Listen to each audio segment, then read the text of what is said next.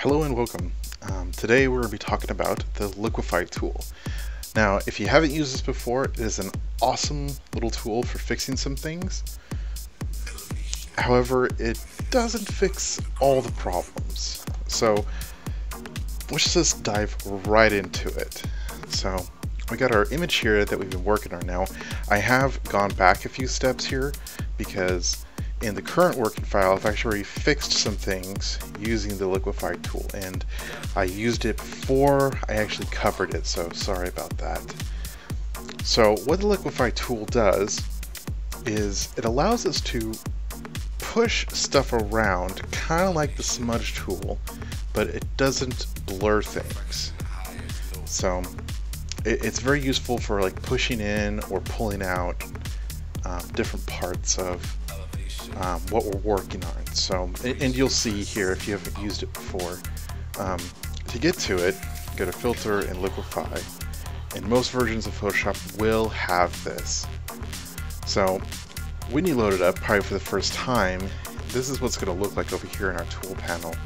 I highly recommend that you turn on advanced mode, and don't worry about this. It looks complicated, it really isn't. This is a really easy tool to use. Let's go over these tools over here first before we talk about how to use everything over here. So the first one is our forward warp tool, and this is the tool that you'll pretty much be using. I haven't really found a good use for many of the other tools, at least in Second Life photography. Now in real life photography it's completely different. I actually end up using almost all of them. So the forward warp tool pushes things around. So as you can see here, I push in, it's actually pushing in the shoulders here. Obviously we don't want to do that, but just a good example. The next one is Reconstruct Tool. Now what that does is that allows us to undo what we've done, but through painting. So if we take our tool here and start painting over here, you can see I am restoring what we've done. That's exactly what that does. This third tool is the smooth tool, and this is good for smoothing like harsh lines and stuff, but I think there's better ways of doing it than Liquify, because Liquify is a destructive process and I'm all for non-destructive methods in my workflow. The next one is the twirl, and this one does exactly what it sounds. It twirls one direction or it twirls the other if you hold Alt. The Parker tool pulls pixels in to a singular area. So if I click and hold right here, you can see that everything's being pulled in. And of course the opposite of that will be the Bloat tool. Makes everything bigger wherever you do it. Just kind of holding it down here to an extreme example. Again, things I don't really use. Now the next, and then there's the push left, and then there's the push right.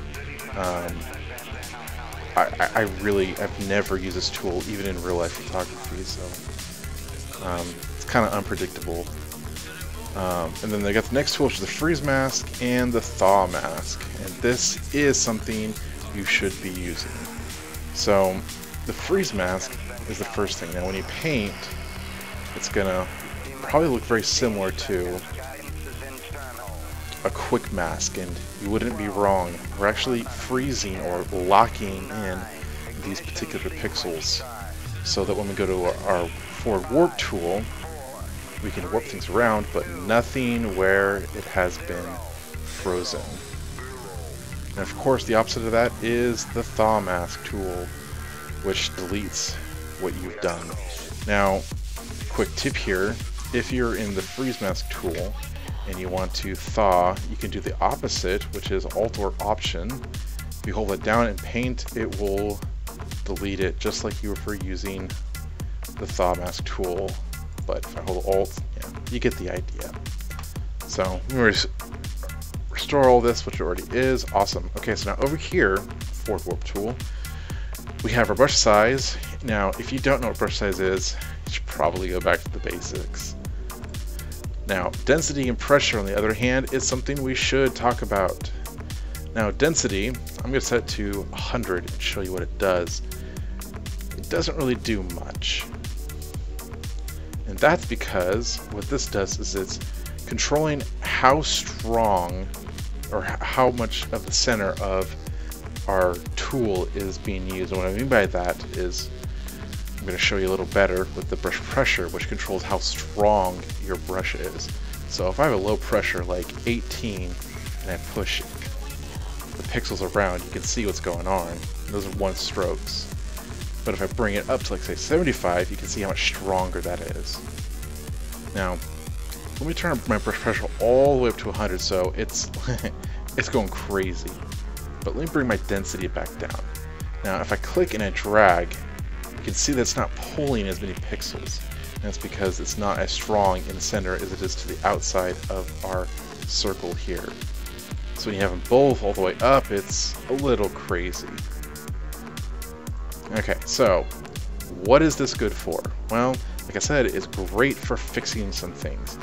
And there's 2 things that I personally use it for, at least in Second Life photos, that help a lot.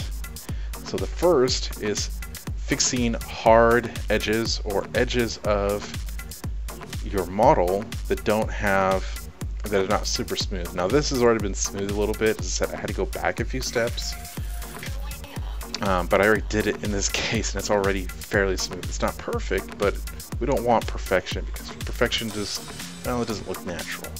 So if I take my forward warp tool and I'm going to size this down, and I'm also going to bring the density down, and I'm going to bring my pressure down. Now, let's say I wanted to fix this area. I want to push it in.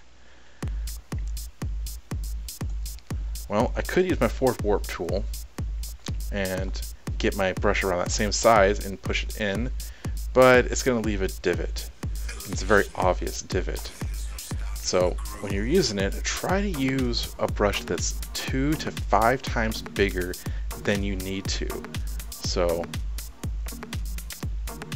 see how much more smooth that is if you do a bigger brush.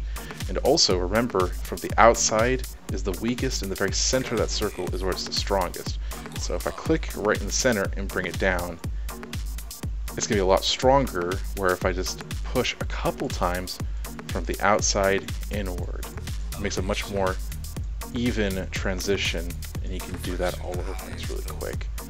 Okay, so what's another good thing it's good for? Fixing clothing. So now we have this like belly jewelry, this mesh item, which is a fantastic item, but it doesn't really fit around the middle of her torso very well. So we can push this in. So we'll push in, but notice what's happening over here? It's pulling the armlets in with it. So this is where we would come in and use our freeze mask to freeze these pixels, so that when we go and work in this area, it will not affect them. Go back to my forward warp tool here, and you can see my annotations. I'm using the hotkeys. And then we slowly push it in. Just do that as much as we need. Oops, looks like I got some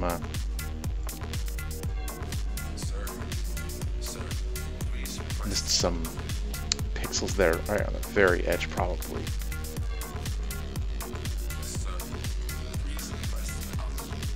I'm only going to do one side here so you can see what's happening.